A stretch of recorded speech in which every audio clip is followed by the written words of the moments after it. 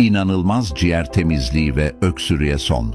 5 yemek kaşığı pekmez, 5 tatlı kaşığı hakiki zeytinyağı, 1 çay kaşığı karabiber.